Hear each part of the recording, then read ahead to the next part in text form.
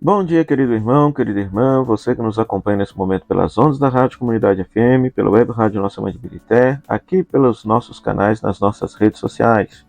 Sou o padre Frei Inácio José, pároco da paróquia de Nossa Senhora das Mercês, Arquidiocese de Belo Horizonte, mestre em Teologia Bíblica pela FAGE, autor e escritor do livro A Misericórdia como Caminho de Salvação, que pode ser adquirido pela editora Dialética.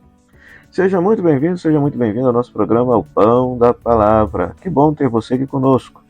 Se você está passando pela primeira vez aqui neste nosso canal, então não se esqueça, deixe o seu like, faça a sua inscrição, ative as notificações para que você possa saber quando um novo conteúdo está aqui no nosso canal e compartilhe este conteúdo com todos aqueles que gostam de meditar a Palavra de Deus. Nós estamos celebrando o 15º domingo do tempo comum.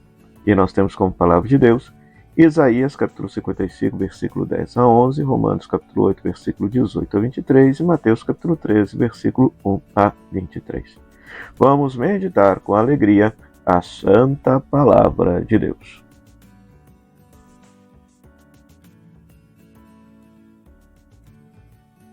Pois muito bem, querido irmão, querida irmã. Na primeira leitura nós temos um trecho da profecia de Isaías, na qual ele fala que a palavra de Deus é como a chuva que vem ao mundo, produz o seu fruto e não volta para o céu sem produzir o fruto necessário. Então se compara a palavra com a chuva que produz fruto abundante na terra. Fruto abundante na terra. Né? Então é muito interessante. O paralelo estará justamente com o Evangelho, Mateus capítulo 13, versículo 1 a 23. Se na primeira leitura se fala que a palavra de Deus não volta para o céu sem produzir o fruto necessário, pois ela é como a chuva, então essa palavra é enviada por Deus ao mundo e ela produz o fruto necessário e só volta para o céu depois de produzir esse fruto, então o Evangelho nos ensina por meio da parábola do semeador a força que a palavra de Deus possui. A força que a palavra de Deus possui. Né? Os estudiosos, os exegetas, consideram o capítulo 13 o centro, o miolo do Evangelho de Mateus. Então, todo o Evangelho está estruturado a partir desse centro que são as parábolas do reino, porque o grande anúncio de Mateus é que o reino de Deus chegou na pessoa de Jesus, o Cristo, o Messias, o Filho de Deus. Então é muito interessante. E um detalhe que é necessário prestar atenção nessa parábolazinha, é que muitas pessoas não percebem isso, é que Jesus está se referindo às sementes que caem espontaneamente nos diversos tipos de solo. Porque o ensino é que a semente tem uma força própria. Ela traz em si uma força própria para se germinar.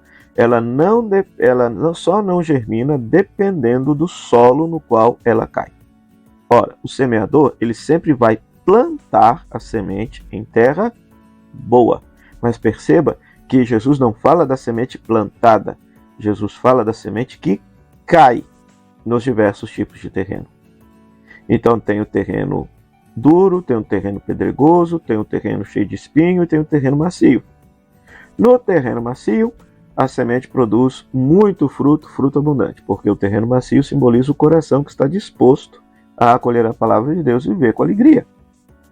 O espinho, o terreno cheio de espinho, é aquele que recebe a palavra de Deus com alegria, mas a preocupação com o mundo e com as riquezas faz com que ele esqueça a palavra. Faça com que ele esqueça a palavra. O terreno pedregoso, né, é aquele que a semente nem entra, né? Ou seja, simboliza justamente aquele que nem escuta a palavra de Deus, porque não frutifica, porque não tem profundidade, porque as tribulações e as perseguições por causa da palavra de Deus fazem com que a pessoa desanime de viver a palavra de Deus, o Evangelho de nosso Senhor Jesus Cristo. E aquela que caiu à beira do caminho nem entra na terra, porque vem o passarinho e pega. Então tem gente que, no entender da parábola, que o inimigo de Deus, o diabo, não deixa nem sequer com que a pessoa entenda a palavra de Deus, para que ela não possa viver a vontade do Senhor em sua vida. Então, a palavra de Deus é a mesma, a semente é a mesma, mas vai depender do coração que cai. Então, a grande pergunta que nós precisaríamos fazer: que tipo de coração, que tipo de solo eu sou, Com que disposição meu coração, minha vida está acolhendo a palavra de Deus? Será que a minha vida é um terreno macio que acolhe a palavra e frutifica? Será que eu acolho a palavra, mas a preocupação com o mundo e com as riquezas sufoca a palavra? Será que eu acolho a palavra no momento, mas as tribulações e perseguições que decorrem da vivência da palavra me desanimam de vivê-la? Ou será que eu não estou nem aí para escutar a palavra de Deus, sou completamente indiferente a essa palavra? Pois, se nós temos um coração que acolhe verdadeiramente a palavra é capaz de frutificar, nos santificar, nos transformar. Peçamos ao Senhor, portanto, que essa palavra, que na primeira leitura é como chuva, e que no Evangelho é semente, possa cair sempre num terreno bom, que dê muitos frutos na nossa vida e no nosso coração. Já a segunda leitura traz um tema muito interessante, porque na segunda leitura se fala que toda a criação geme como em dores de parto, aguardando ansiosamente a libertação da parte de Deus. Ou seja, não é só o ser humano que ao final da história haverá de ser salvo, de ser redimido, mas toda a criação que foi submetida à destruição por causa do pecado do ser humano. Deus criou o ser humano para cuidar do mundo e da casa comum como se cuidasse de um jardim, ou seja, a casa comum. Então não é para ser destruída. Então é muito interessante isso, quando Paulo nos chama a atenção para uma perspectiva ecológica da redenção. Porque tem muita gente no mundo de hoje que acha que ecologia não tem nada a ver com a fé cristã, mas tem absolutamente tudo a ver. Tudo a ver. Porque no entender bíblico e no entender da teologia cristã, Deus criou o ser humano para cuidar do mundo, então se o ser humano peca, coloca o mundo também numa condição de pecado.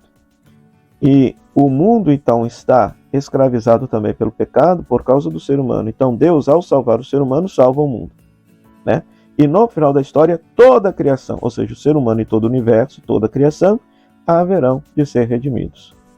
Então essa leitura então nos convida a pensar quais são as atitudes que o ser humano está tendo nos dias atuais que fazem com que a criação de Deus, a casa comum, padeça essas dores de parto, ansiando pela libertação gloriosa dos filhos de Deus, que é uma expressão bíblica para se referir à graça da ressurreição.